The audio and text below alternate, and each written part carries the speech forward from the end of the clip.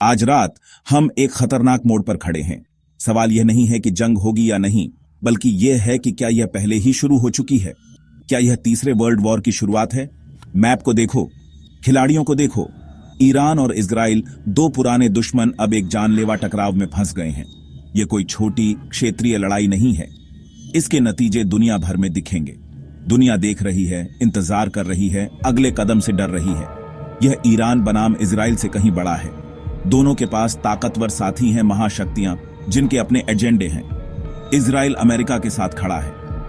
Iran को रूस और चीन से सपोर्ट मिलता है। यह टाइटन्स का टकराव है, विचारधाराओं की लड़ाई है और दबदबे की जंग है जो दुनिया भर में झटके भेज रही है। मिडिल ईस्ट एक बारूद का ढेर है और उसमें आग लग चुकी है। एक सीधी जंग बॉर्डर्स के पार फैल जाएगी। लेबनान, सीरिया, इराक, यमन को घसीट लेगी। ये सिर्फ नाम नहीं, एक्टिव फ्रंट्स हैं। एक फुल स्केल कॉन्फ्लिक्ट का मतलब है दशकों में न देखा गया केओस और इंसानी संकट। ग्लोबल ऑर्डर खतरे में है। क्या दुनिया इस कगार से पीछे हट सकती है? जंग के ड्रम और जोर से बज रहे हैं। बयानबाजी गर्म है, धमकियां असली हैं और मिलिट्री हार्डवेयर अपनी जगह पर है। सालों से यह एक शैडो वॉर थी, अब यह खुले में है। सीधे हमले, मिसाइल बैराज, खुली एनिमी, यह नई रियलिटी है। तो जैसे ही हम फैक्ट्स में उतरते हैं, अपने आप से पूछो, क्या हम तीसरे वर्ल्ड वॉर की शुरुआती गोलियों के गवाह बन रहे हैं? चलो बहस करते हैं। चलो फैक्ट्स पर आते हैं। संकट 7 अक्टूबर 2023 को शुरू हुआ।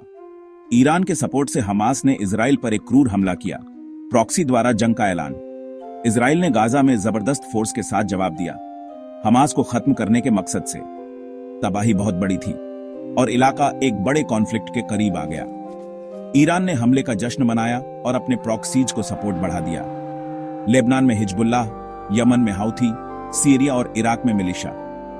ईरान की स्ट्रैटेजी, कई फ्रंट्स खोलो, इजराइल की मिलिट्री को पतला करो।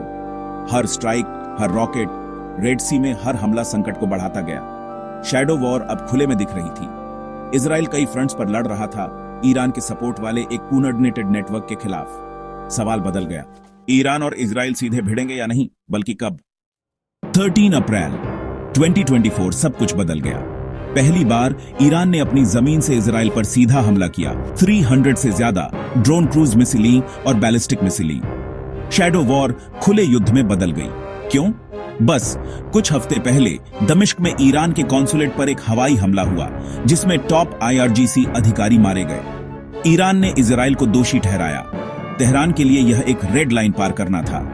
13 अप्रैल का हमला उनका जवाब था। जैसे ही मिसाइलें उड़ी, इजराइल का एयर डिफेंस आयरन डोम डेविड्स स्लिंग एरो ओवरड्राइव में चला गया। अमेरिका, यूके और जॉर्डन भी शामिल हो गए इजराइल तक पहुंचने से पहले, खतरों को रोकते हुए। नतीजा 99% इंटरसेप्शन रेट। ईरान का हमला मिलिट्री तौर पर फेल हो गया, लेकिन एक पॉलिटिकल पॉइंट बनाया। ईरान ने दिखाया कि वह इजराइल पर सीधा हमला कर सकता है। नियम बदल गए थे। दुनिया अनचाहे इलाके में दाखिल हो गई। कॉन्फ्लिक्ट के अलिखित नियम खत्म हो गए थे।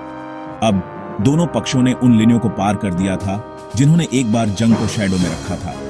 एस्केलेशन का रिस्क कभी इतना ज्यादा नहीं था। मिडिल ईस्ट किनारे पर था और दुनिया देख रही थी। फायरे क्या आएगा? इस टकराव में कोई भी देश अकेला नहीं खड़ा है। इजराइल का सबसे बड़ा साथी अमेरिका है। अरबों की मिलिट्री मदद, एडवांस्ड हथियार और एक सिक्योरिटी पैक्ट। यूके और जर्मनी भी इजराइल का सपोर्ट करते हैं। ईरान वहीं अकेला नहीं है। उसके मुख्य पार्टनर रूस और चीन। रूस और ईरान अमेरिका में एक कॉमन दुश्मन शेयर करते हैं। चीन आर्थिक लाइफलाइन देता है। ईरान की ताकत उसके प्रॉक्सी नेटवर्क से बढ़ जाती है। हिजबुल्लाह, हमास, सीरिया और इराक में मिलिशिया, यमन में हाउथी, ये ग्रुप ईरान की पहुंच बढ़ाते हैं, जिससे उसे प्रॉक्सी द्वारा जंग छेड़ने की इजाजत मिलती है। दुनिया दो कैंपों में बंटी हुई है, मिडिल ईस्ट सेंट्रल अरीना के रूप में। कोई भी एस्केलेशन महाशक्ति समर्थकों को खींच सकता है, जिससे एक बहुत बड़े टकराव का खतरा है। हर कदम वॉशिंगटन, मॉस्को और बीजिंग में देखा जाता है। ईरान की मिलिट्री मिडिल ईस्ट की सबसे बड़ी मिलिट्री में से एक है। 5 लाख से ज्यादा एक्टिव पर्सनल। उसकी ताकत, संख्या, रणनीतिक गहराई और क्रांतिकारी विचारधारा। IRGC ईरान के मिसाइल आर्सेनल को कंट्रोल करता है, जो पूरे इलाके में हमला करने में कैपेबल है। ईरान का proxy network, Hezbollah, Houthi, militia उसे पहुंच और लचीलापन देता है। ईरान पर हमला एक क्षेत्रीय जवाब ट्रिगर करेगा, लेकिन ईरान की कमजोरियां असली हैं पुराने हार्डवेयर, सालों के प्रतिबंध और एक खराब एयरफोर्स। इसलिए ईरान मिसाइलों में इन्वेस्ट करता है, ड्रोन में और प्रॉक्सीज में, पारंपरिक कमजोरियों को बाईपास करते हुए। उसकी स्ट्रैटेजी अपनी ताकतों का इस्तेमाल करो और अपने एनिमियों को पछाड़ो। इजराइल की ताकत टेक्नोलॉजी, एलीट ट्रेनिंग और उसके अमेरिकी गठबंधन में है। आईडीएफ दुनिया की सबसे एडवांस्ड मिलिट्री में से एक है, जिसमें एयर सुप्रीमेसी और प्रेसिजन स्ट्राइक कैपेबिलिटी है। उसका एयर डिफेंस, आयरन डोम, डेविड्स स्लिंग, एरो एक मल्टी लेयर्ड शील्ड बनाता है। अमेरिकी गठबंधन इजराइल को कटिंग एज टेक, इंटेलिजेंस और एक सिक्योरिटी अम्ब्रेला देता है, लेकिन इजराइल छोटा है, जिसमें एक कंसंट्रेटेड आबादी और लिमिटेड रणनीतिक गहराई है। एक लंबी मल्टी फ्रंट वॉर महंगी और परेशान करने वाली होगी। इजराइल का सिद्धांत तेजी से और मजबूती से हमला करो, कमजोरियां सामने आने से पहले जल्दी जीतो। उसका सर्वाइवल स्पीड, टेक्नोलॉजी और उसके अलायंसों पर निर्भर करता है। कुछ पल सब कुछ बदल देते हैं। अप्रैल 2024 में ईरान के सीधे मिसाइल हमले ने पुराने नियमों को तोड़ दिया। अब कोई शैडो वॉर नहीं। इजराइल का जवाब नापा तुला था। ईरान के इस्फहान के पास एक सटीक स्ट्राइक बिना एस्केलेशन के कैपेबिलिटी दिखाते हुए। मैसेज, इजराइल कहीं भी हमला कर सकता है, लेकिन संयम चुनता है। वहीं लेबनान के साथ उत्तरी सीमा एक सुलगता हुआ मोर्चा है। हिजबुल्लाह और आईडीएफ रोजाना गोलीबारी करते हैं। हजारों इजरायली खाली कर चुके हैं। हिजबुल्लाह के साथ एक बड़ी जंग विनाशकारी होगी, एक दूसरा मोर्चा खोलते हुए।